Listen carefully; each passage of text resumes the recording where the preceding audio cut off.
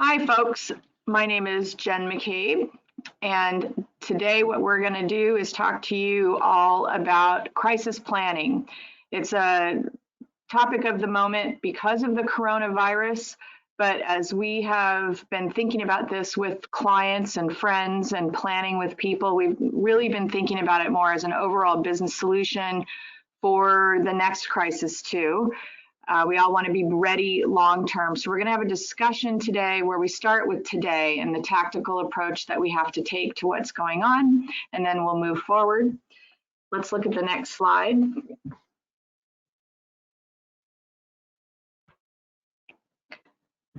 So again, my name is Jen McCabe, and I'm in outsourcing services here at Armanino. And as such, I get to work with people like Michael and Shannon, who are my go-to people when I have something that is a little bit scary going on with a client and I need really expert advice to get me through something or over a bump. Shannon, why don't you introduce yourself?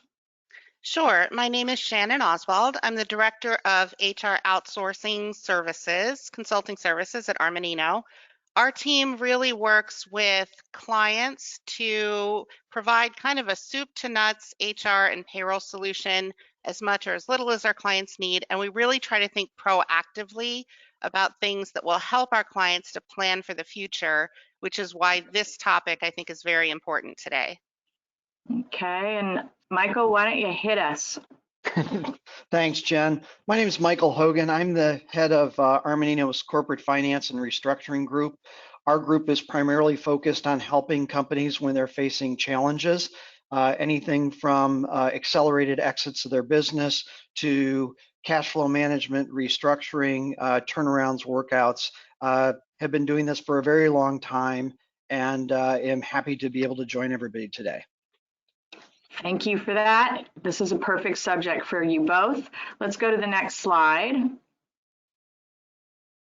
So again, we're going to start with some tactical things. And obviously the issue O-Day is what you say to your employees every single day in this time where the coronavirus news changes our expectations on a daily basis.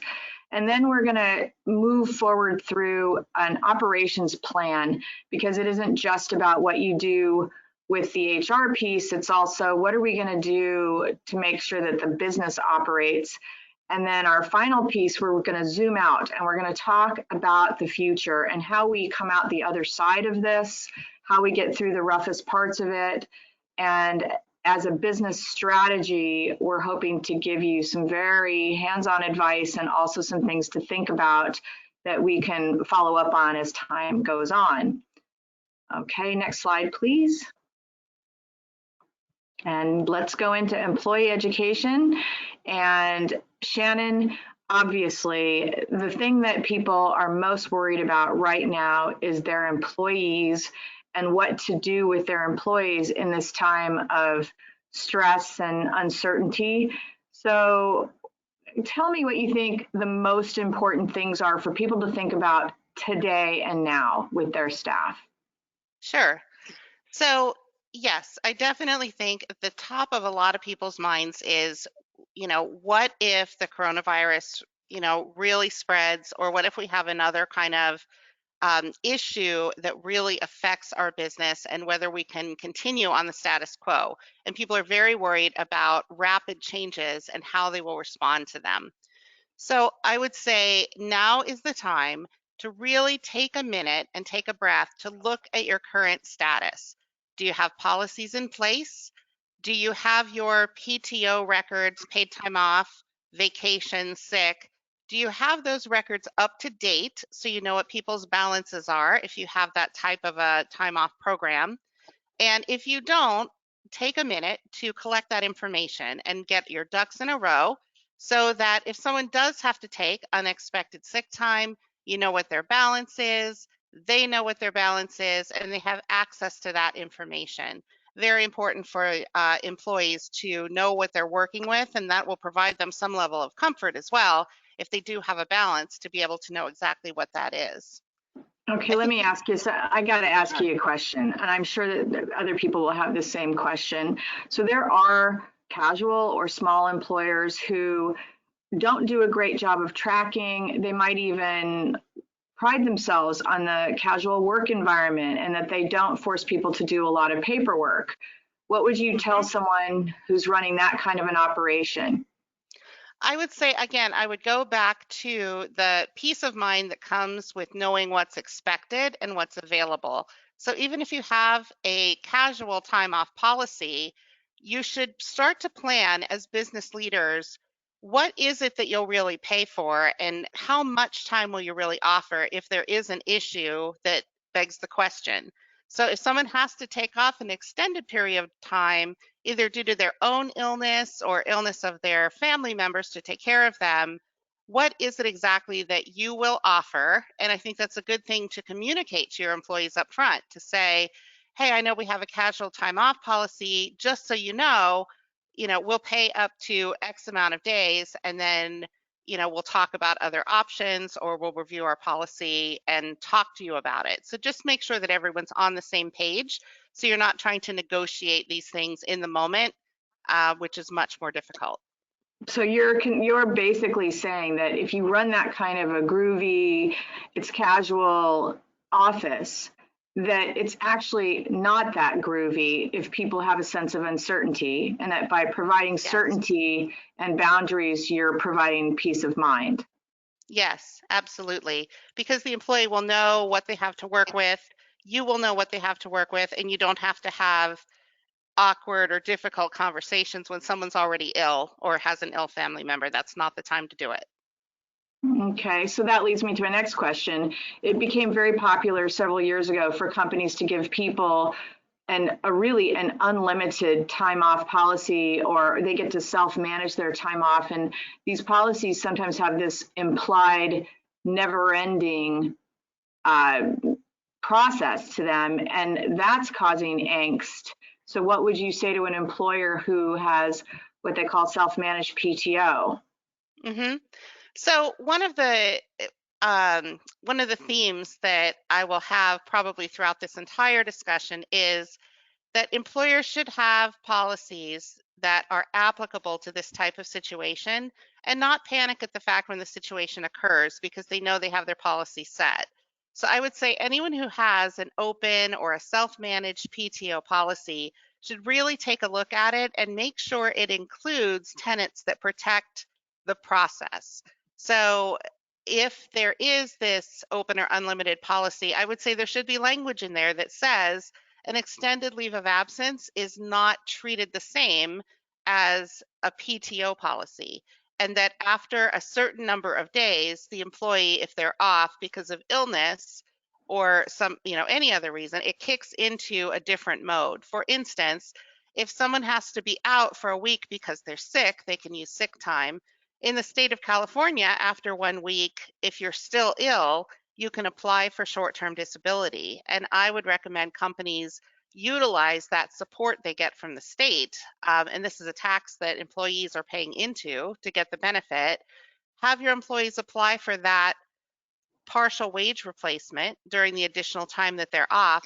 You can also run a coordinated benefit. So you can make them whole if you want to continue to pay them, but your policy is actually protecting you from having people that are off for indefinite periods of time and continuing to get paid under an unlimited policy.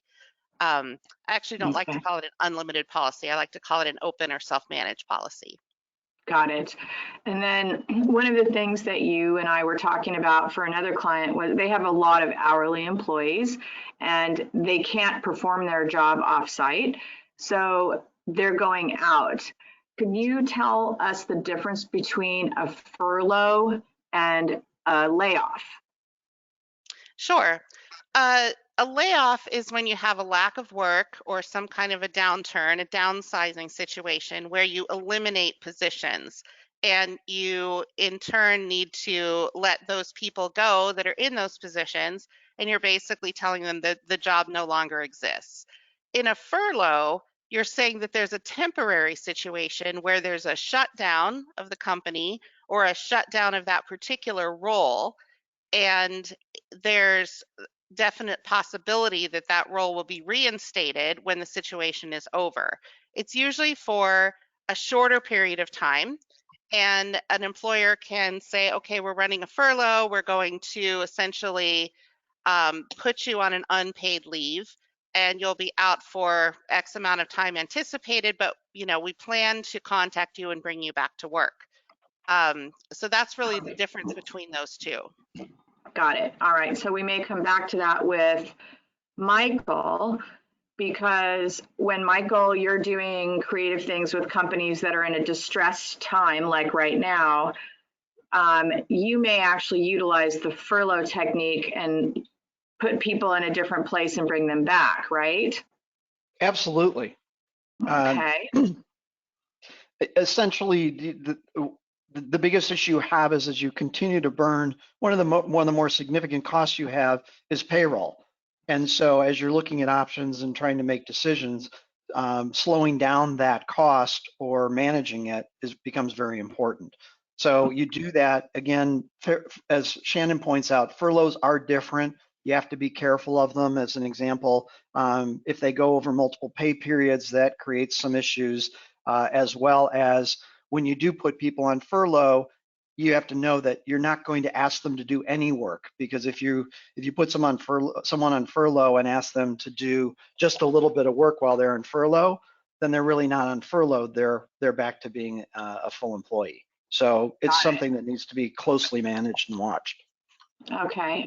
Okay, that's a very interesting point, but it might be a tool for people who need to have an office closure at this time. We're hearing a lot about office closures, so I like hearing about how you guys might use it.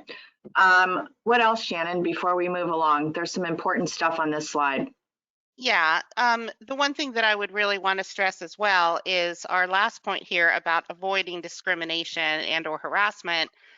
Keep in mind when you're looking at your employee population, make your decisions based on fact. The same rules apply as they do every other day about, how we segment employees or how we, think about them. So if you're looking at doing a shutdown or a furlough or any kind of reduction in hours or force, make sure that you're not thinking about your population like, oh, they might live in one region where the virus is more active. Consider if there might be some ramification to a protected class when you're talking about where people live or what work that they're doing, etc. Make sure you're basing your decisions on business need and not making undue assumptions. Got it. Yeah, discrimination is a big part of what's going on in the news right now. There are people who are experiencing it, so we have to be really careful about that. All right. And when we talked about unlimited or unmanaged time off, one of the points that you made was you want it to be managed. And I noticed that your slide said that you want people to report their status if you do send people out. So that's another thing. It's a policy statement. So when you have a plan, now that we're assuming that you have a policy and a plan, how do you communicate that? So ultimately, it is important to continue to manage your employees. And again, I will say, keep your practices to the norm as much as you can. So if employees are out sick and you require them to call in and tell you they're out sick, the same should go now. If someone is sick for an extended period of time, as your employer, they need to continue to tell you what's going on with their status. There is a little bit of consideration around hourly staff and full-time staff or part-time staff, temporary staff, etc. Keep in mind, again, as the leader in the organization, the people are going to be looking to you to tell them when are they working, where are they working, what's the company's plan.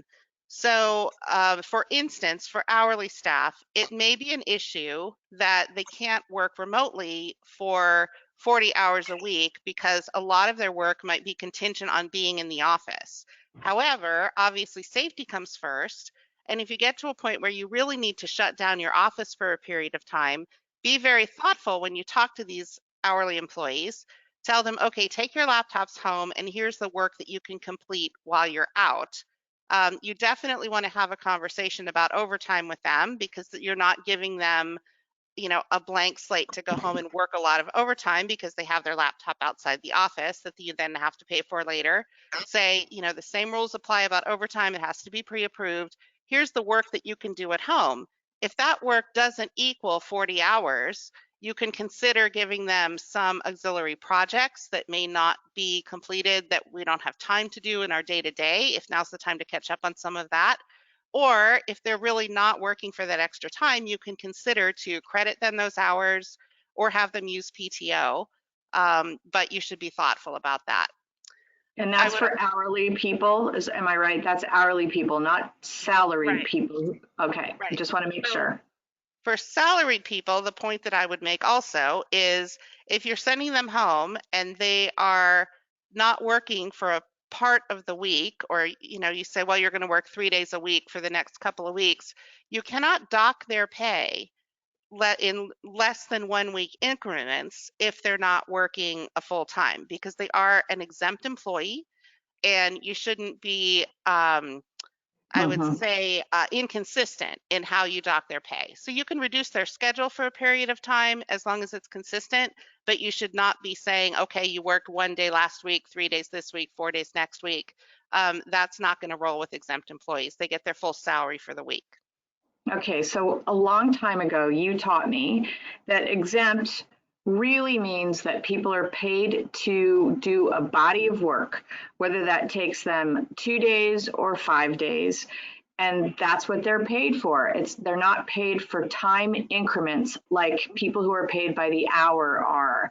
So that's an important consideration I'm realizing as you're talking in this case, because if we have people who are considering sending their staff home to work, they need to be cognizant of the fact that it's not necessarily a reduced work week. It's just a work from home, and that they're expected to finish their body of work in that case. Okay. Correct. And the same expectation should apply unless they're ill. I also want to encourage employers to be aware of, just because someone's working from home, maybe they shouldn't be working from home if they're sick. So be sure to tell your employees, look, if you're ill and you need to take that time off, you need to take that time off. You don't want your employees working from home sick just because they feel like they can do it because they're at home. There still is that line of, is this person fit to work or not fit to work? And if they're not, then they should take time and get better. Okay. Now, I was also curious about, some places where people work together, they hang out together. It's a great thing when you have a great culture. So if you send your staff out of the office, I had a conversation with you about them all hanging out at the local Starbucks and continuing to hang out and do work together because they miss each other. So what would you say to that? Well, I would say that you can't really control people's off time. So if they are friends with people at work and they want to see them when they're not at work, then obviously they have the right to do that. You can't, as an employer, restrict that. What you can remind them is that the reason for the office closure is because of risk of exposure to germs, contaminants, etc. And so, by continuing to hang out with people at work, they're not really sticking to the protection that the company's giving them by allowing them to be separate. So, employees should, I'm not saying people should impose a quarantine upon themselves, but they should use common sense about who they hang out with and who might offer exposure to some kind of illness. And if the company's giving them time to avoid that, then that it appears to me that it would be common sense to honor that. Right. I saw that in Italy, their big problem was that people love to hang out in coffee shops and hobnob, and they basically had to say, okay, we're stopping it all because it was a social thing. All right, let's go to the next slide. Before we leave that slide entirely, I will just also say medical insurance coverage. Many employers offer group plans for medical insurance. Now's not the time to have issues with coverage. So if you have employees that are onboarding or offboarding, be sure that your enrollments are up to date and that you might want to confirm that people are on the plans that they think that they're on and that they signed up for. Not that there's ever any issues with that, but sometimes there is. So just, I would say, take a look at that and have employees also look at their own coverage and confirm that they understand what they're eligible for. Right. And we've also seen a lot of talk about Teledoc, which is an Anthem product, and other mobile doctor platforms so that people don't even have to leave their homes. They're using it for elderly people, the ones that can use phones well. I made sure my mom knew how to use hers. So Mhm. that's another option. Okay. So let's go to the next slide, which is both you and Michael really help us address these issues. When a business is in distress, suddenly they may have to actually cut 25 to 40% of their staff because they can't financially keep going, which could happen in this case because obviously we're a little worried about that. So I want Shannon, tell me what you think the effect is on a company that could be down 25 to 40% of their staff from an HR standpoint first. Well, obviously, if people aren't there to do the work, the workload can become very overwhelming for the people that are working. So, as an employer, be open to reassigning that workload, but also be in communication with your employees and hear, if they're maxed out, continuing to pour more work on them to cover for people that may be sick can become very difficult. So, consider all your options for temporary staffing, for maybe reassigning deadlines if they are at all flexible. Just continue to manage your workforce like you would on a regular day, but know that the work might be a little more intense if you're seeing absenteeism in those numbers. Got it. And then Michael, my question for you is, you've actually seen this where you've had to go in and help a company adjust very rapidly to changing economic circumstances. You've actually had to help them make some sort of a change where 25 to 40% of the people are gone. So in your experience, how long does it take a company to adjust? I know it's a shock to the system, but tell me what it really means. Yeah, it's a real challenge because as an one of the one of the situations is the assumption that we can do the same thing with less. And I think Shannon hit on that point particularly, which is you can't do the same thing with less people. A lot of times when companies are facing challenges, they'll say, "Oh, we need to reduce our workforce by 20%." But we go back to them and say, okay, but you got to reduce the workload by 20%. And so I think that's the real challenge, which is kind of these priorities. And I think it goes back to part of the planning as well, which is there's a short-term impact and a long-term impact. So if all of a sudden you're going to shut down your business for a week, that is one aspect of what happens. That's very different than if you're going to be shut down for multiple weeks or a month or longer. And so I think there's a balancing element here where if it's very short term, then I think you can, you can do more with less. But I think fundamentally you have to consider that if you're going to have a major impact on your operations, what are the critical things that need to be done and what are the less critical so that you don't have people being overwhelmed, because when they're overwhelmed, they stop doing anything.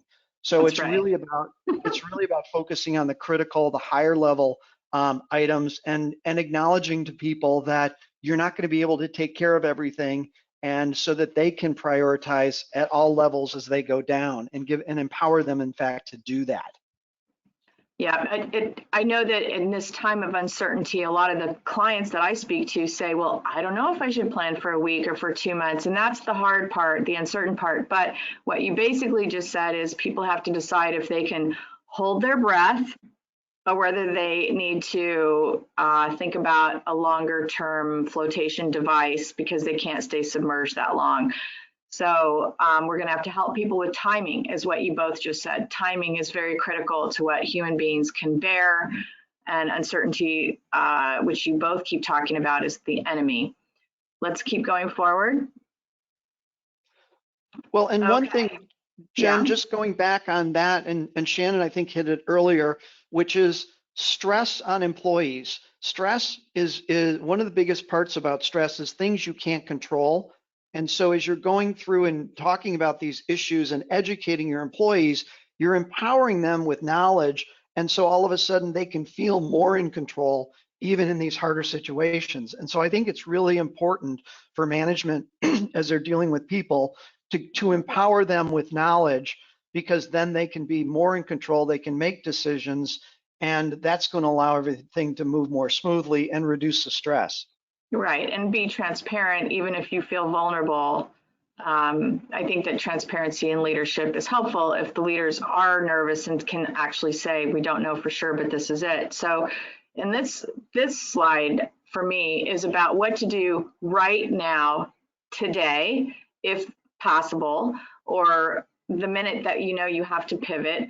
So Shannon, what are people telling their staff today? Yeah, so again, Michael, that was a great point about giving your staff information, because they're looking for it, and they're looking for it from you as their employer. What we're seeing companies talking to their staff about is really what to expect in an unpredictable situation. So what the company can predict is how they will respond if there are challenges that come forth. So what's the expected timing of the next communication? We know that things are changing every day when we talk about the coronavirus and we read the news. Um, so talking about what's going on with the company and talking to them about how to stay safe and try to keep their exposure low, what you expect as far as their job. And as far as benefits and payroll, I think it's important to confirm that benefits are not changing. Now's not the time to cut off health benefits or make big changes. Payroll will still go. They can still expect their paycheck. Those are I'd say the benchmark things that employees need to know, is that their essential needs are being met. And, just be communicative with staff that there is a plan, and that they can count on the company to give them the information they need. A lot of companies are also doing general like hygiene training or communications about hand washing, cough etiquette, as it says on here, and things to keep in mind. And again, to keep exposure as low as possible. And also, I think it's critical that companies keep an eye on, employees coming to work sick. I know that we've had several instances where we've talked to employees and had to say, it sounds like maybe you should work from home for the next couple of days, or honoring work from home requests if people aren't feeling well. I think it's really important. Right. And we've actually had other employees who are angered that someone came to work who wasn't well. So employers need to keep that in mind, because someone who's coming in and they're sick is thinking that they're being earnest and trying to get the job done, whereas their colleagues are getting really irritable about it. And then the client communication piece is a big thing too, because a lot of people are so focused on their clients, but at this time, interestingly, they're more focused on their staff. The clients also need to know what you're doing with your staff, because if your office is going to be closed and you have a contract with your client where you say you're going to deliver something or you're going to be open to sell them something, they need to know what to expect too, or you could lose a client and you could lose business in the long run. And I think that a lot of us, as we're assuring our staff, need to also assure our clients that we're doing what is best and what is recommended, and that we're not losing sight of them. Because remember, if you're going to take care of your staff, you're going to stay open, you're going to have a job for them to return to, so you can't forget about your clients.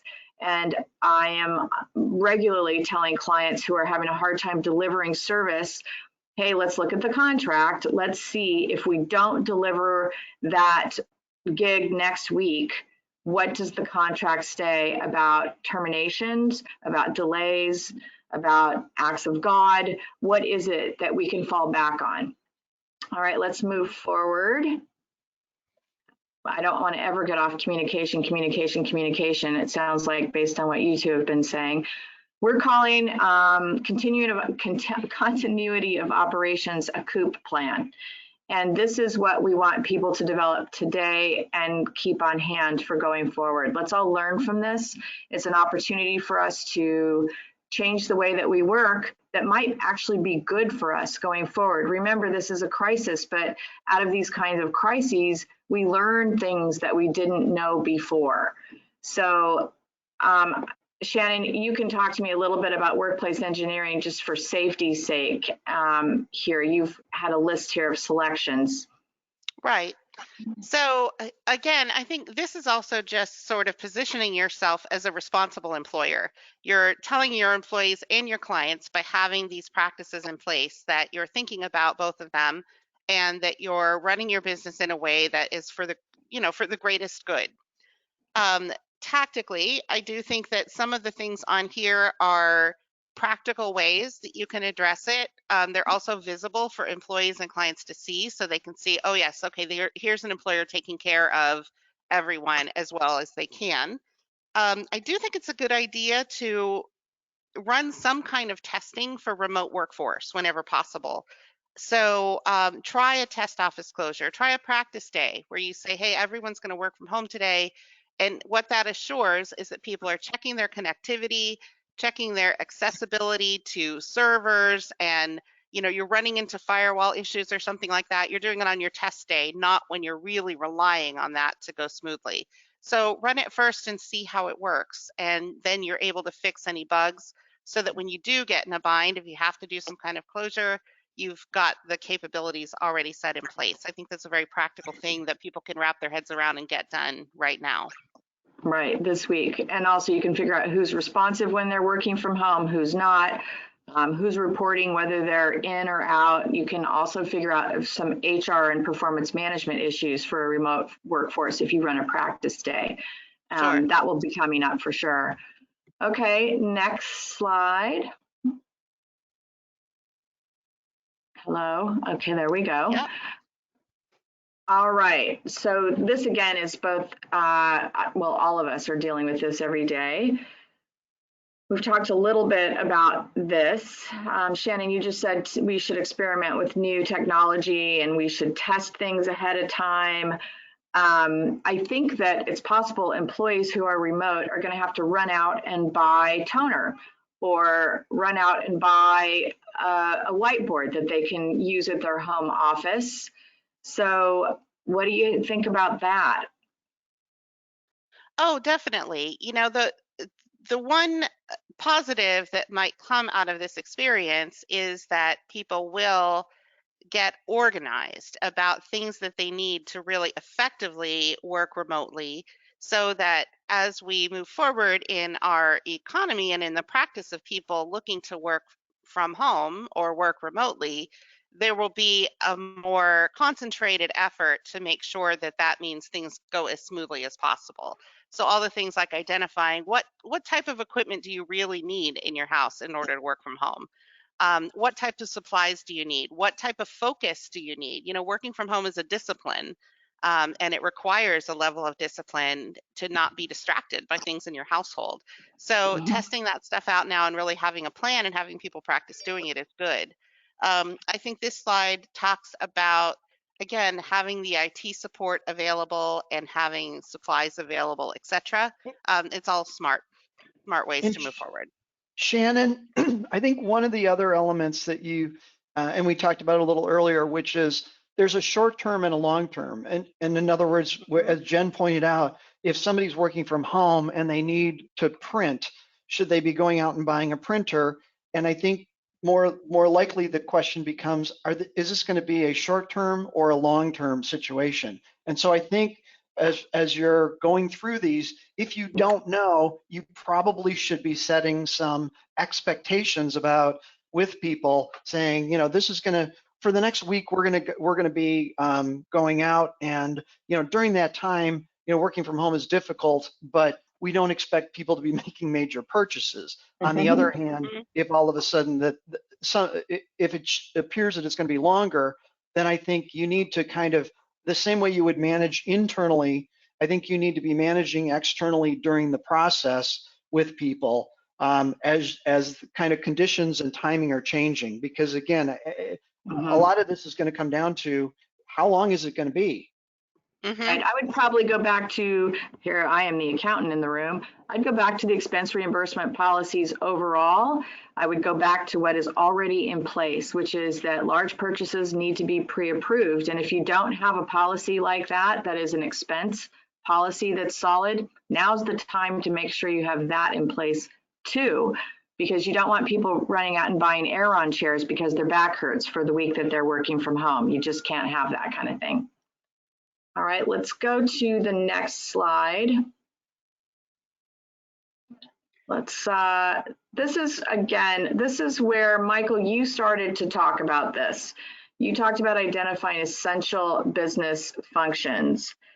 And Shannon, you talked about communicating with staff. And we have the collision of those pieces of advice here in terms of what we call essentials.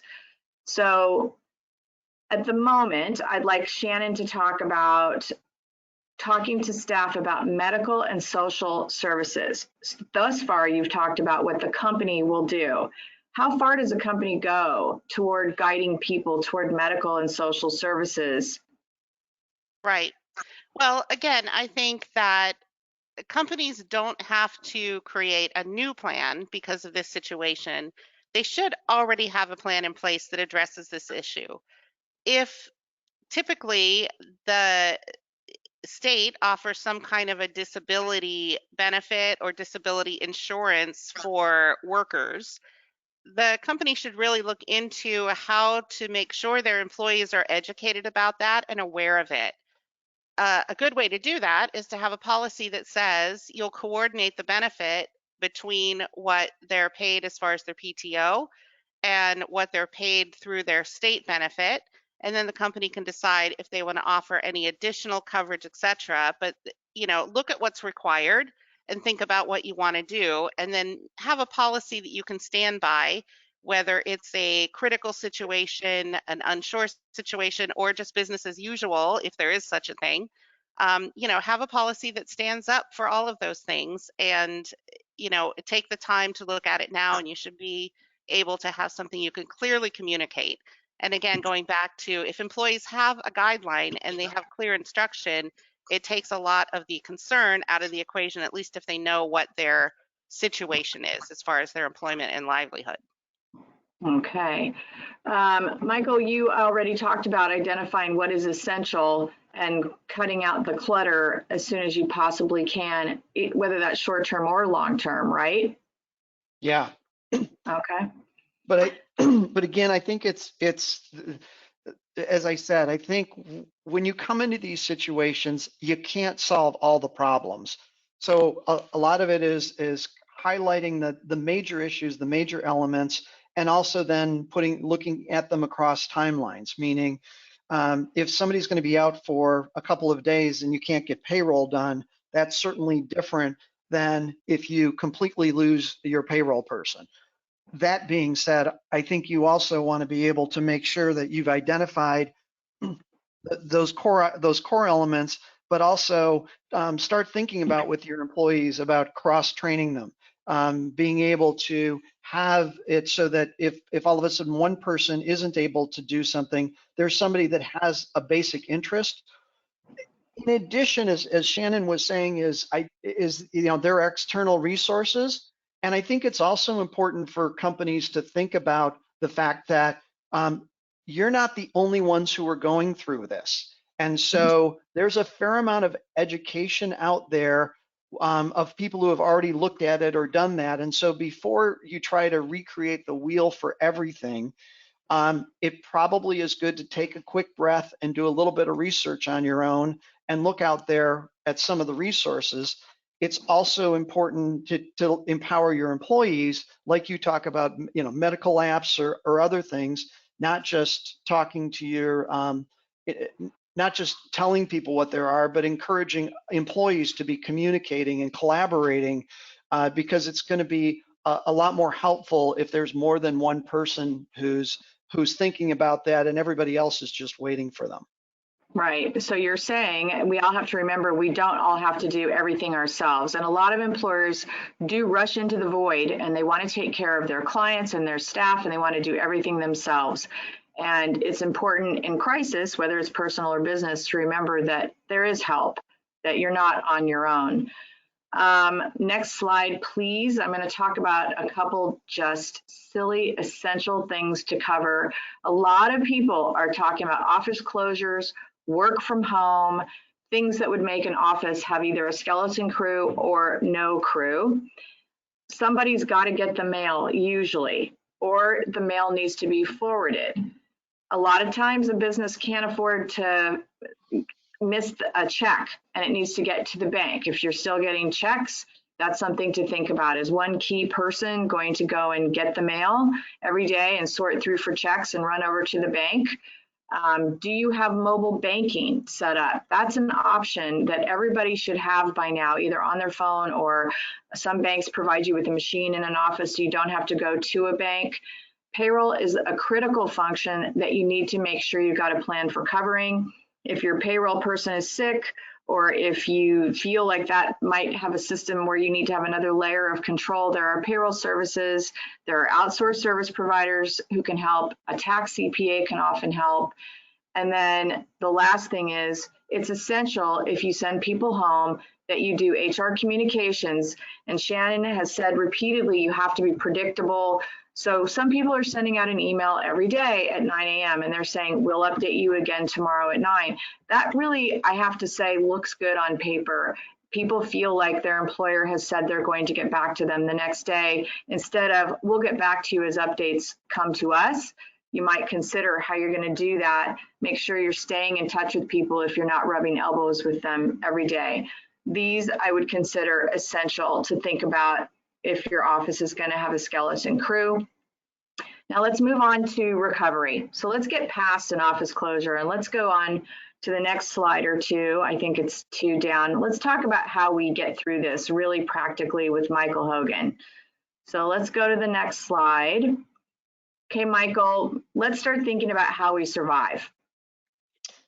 Yeah, I think kind of as we talk about it, we keep going back to call it short or long term, but I think the important part is to take a deep breath and to start at least doing the framework of a plan, identifying kind of top level issues that you have, and then you're not going to be able to solve all of them, but at least you identify the top level issues. And I also am a big advocate of adding people on your team to take responsibility. So as Jen said earlier, not one person can't do it all, but we do know that five people can do more than one. So I think in some ways, identifying people in your organization that can think about some of their areas so that you're not one person is overwhelmed with it is also important, but giving them a framework I think is really important. I think the biggest challenge when you have one of these situations is you've got to look at how can you, as you're going for the longer term, how can you solve it? Very often when we're doing turnaround work for a company, they have options. They can go out and figure out how to create more revenue or grow the company so that they can start covering more costs.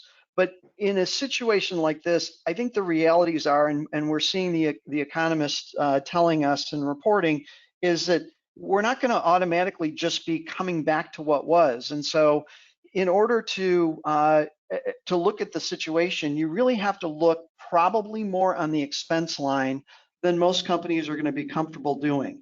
I think I always do plane analogies, but if we're all flying at 30,000 feet, the issue is that we're going to drop to call it 25,000 feet. The question is, how do you get back up to 30? Well, part of it is you got to stabilize at 25 so you don't go down to 20, because it's going to be harder to get back up there. And I think that's part of what people need to start thinking about, which is, how do you stabilize? Well, unfortunately, it's going to be on the expense side. So, the first place you want to do is you want to go back and revisit your cash flows. You want to, you have to expect that revenue is not going to increase. It is probably going to decline, whether it's because your salespeople are having more problems selling or because the people you sell to are also facing their own challenges. You can also expect to see slower collections. So you got to start looking at cash flow. Unfortunately, you got to look at staffing levels. It's a hard thing to do. It's very hard for companies, particularly ones that have been growing, to remember what it was like, call it 2 years ago when they had 40% less people or some number in that. But you've got to look at your staffing levels, and that becomes more challenging because of cross training and other things. But I think you really have to start looking at that costs of staff. Okay. And we talked about short-term and long-term with that. So that's where you say, okay, is this a reduction in force or true layoff, or is this a furlough in this situation? Yeah, and Okay. it's really going to be a lot of it's going to be dependent on your business. But if you're a manufacturer and you're building longer lead time products, then you can manage through that, and you can continue to build, but slower. If you're somebody that's providing more of an on-demand type product, then all of a sudden the demand's going to go down, and so you're going to have a more immediate impact. So it's going to be harder to work through that. So you really have to kind of think through your business and look about that. And then you kind of have to look at your suppliers, the other people around that are feeding your business. And this is you'll see down below is kind of that communication plan.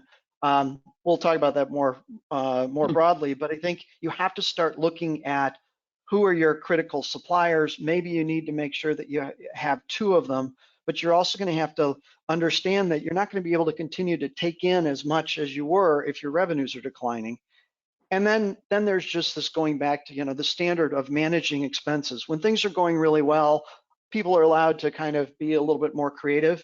I think you need to really go back and revisit that and tighten up what you're doing, because the job here is not necessarily to solve it all, but if you can stabilize yourself in a much better rate, then what's going to happen is you're going to be in a better position as you're going to go to the next step. So you manage your staff, which is a huge expense line item, and then you manage your suppliers and your vendors. And you've said, you've got to manage that communication delicately, just as delicately as you handle it with your staff, really. Yeah, and I think this goes back to the whole thing that Shannon was talking about, which is how you communicate with people that's how you're going to be judged. In other words, when you, as an example, when you let people go, how you let them go and how you treat them isn't just important to the people that are leaving. It's important to the people that are staying, because then they know how you as a company are treating people when things are more difficult. And in the same way, talking to people, we know with companies that are facing challenges, one of the things we hear all the time from vendors is, well, I just don't know what's going on over there. I don't have any idea. And so I start to be more concerned, because every time I call, nobody's answering my call, and I may even be overreacting, but it becomes very negative. And if you're communicating with people, they may not like what they hear, but at least they know what's going on, and you retain that element of trust, which is going to be so important, both during the process as well as going forward. And frankly, they're going to see you as a partner.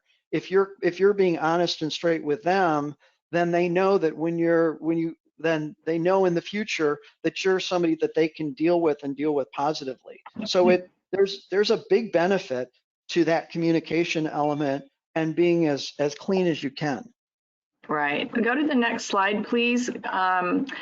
Michael, you had a list basically on the next slide that addresses that issue. And you've talked about the first 3 points about assuring your vendors, but can you, in the couple, we have a minute or 2 left, can you tell me about banking right now?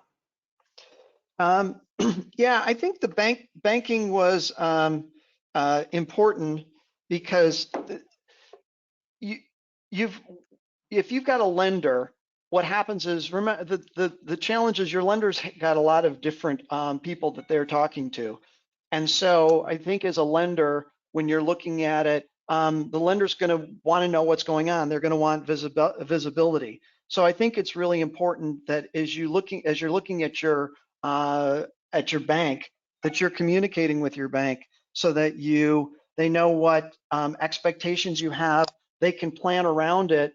And if I can tell you with most banks is that if they know that something is going to start to be a challenge, if they know about it ahead of time, they're going to feel much better than if they were shocked by it. Because when they're surprised by it, they're embarrassed, and then they have to explain it to their boss, which means that they're going to come back, and they're going to come back much harder than if you were Right. working. I have learned that clients sometimes like to hide from their banks if something isn't great. Whereas at the bank, we have to remember that officer has a portfolio of clients and they're required to report back. And what you really want to do is stay top of mind for them, especially in times like this when the government may be changing bank policy specifically to stimulate the economy and help businesses. It doesn't make sense to exclude your bank or to hide out thinking that they're gonna give you grief about something. They need to be a partner. And if you don't have a good banking partner, everybody should have one. And there are great banks out there. So I'm often telling clients, well, if your bank isn't the person, your partner, then you need a different bank for sure. All right, let's look at the last slide here because it's maybe the most important one for Michael to hit on. And it's all about coming out the other side. Yeah, so I think the first one is an interesting one. This we were talking about this with one client that we were looking at, which basically was providing a service, and they were going to have to shut down for 2 weeks. And they said, okay, should we give refunds to people? And the answer was, well, why don't we just kind of extend the service that you're providing instead? Anything you can do to protect that revenue rather than immediately thinking, oh, let me just give a refund or give something back. I think it's really important because revenue is going to be key here, that you'd be better off deferring it because at least you can recoup it rather than essentially giving the money back. So I think protecting your revenue in any way you can as you're dealing with your customers, recognizing what they can do, but also being able to give some kind of extension or reasonableness so that you can recover it at least in the back end as opposed to just losing it now and not getting it later. Right. The example that you helped me with the other day, we have schools, we have a lot of school clients who have students signed up and they can't come to school this term. And obviously the solution is figure out how to get them in next term or in the fall and defer their education rather than losing the student. Yes, fall will be crazy, but at least you would have them go through with their education. Yeah, and we see with schools, a lot of schools, the recommendation is that they extend the school year. If they're growing up in the Midwest when we had too much snow in a year, if they shut down the school for 12 days and they only were allowed to do 10, they essentially extended the school year another 2 or 3 days. Great idea. Yeah. So I think that's important to kind of look at things. You know, you want to treat people fairly, you want to do it right, and you want a good reputation, but you also should look at recognizing that just giving a refund, you're better off figuring out a way to retain that even if it's on a deferred basis. Yeah. You need to look at your, kind of what you're supposed to be producing. I think Jen, you brought this up early in the conversation, but the fact is that if you're going to have reduced staff, if you're going to have delays, if you're going to have delays in your supply line, other things like that, you really need to kind of understand exactly what you can and can't do in your business, as we call it, what levers you can pull. So I think it's very important to go back and, everybody typically looks at their business as though everything's going to go along just fine, and all the timelines are going to meet up perfectly. And in reality, they're not at this point in time. You're going to have a lot of hiccups. And so the more that you understand what your contracts and agreements are with people, the better off you are going to be able to respond to them when they come back, because they may come back and say, basically, we need to do this now. So I think it's important that you really kind of look at those things as you're going through. Going back to costs, you got to offer, you've got to cut costs, you've got to look at how you're going to save those things, because you're going to have to weather the storm. You want to be the person who gets through this process, and as the market starts to heat up again, you're the one who's ready and in position to do that. If you're heavily wounded, you've run out, you're very low on cash, you don't have the flexibility to adapt, you're going to be in a much worse place than a competitor who's figured out how to stabilize it and be ready for what's going to come around in the future. So, you know, as said, sometimes people are a little more short-sighted, and thinking longer term, I think, is important. Right. Your last point is a great one to end on. We need to think about the long term as we guide each other and help each other. That long term opportunity that exists hidden here somewhere is something for us to think about. We have a strategy and transformation team in our office, and the other day I noticed them testing new technology to work collaboratively with clients remotely. They were testing a whiteboard remote product, and I thought, I bet you that product gets used from here on out. So as we use this crisis to adapt, we're going to all come out the other side having really gotten new ideas too. So let's keep at it, not give up, keep going forward. Shannon and Michael, I really appreciate your time. You continue to make me proud. You're so smart. I love working with you guys. Thank you so much. Thank you, Jen. Thank you, Jen.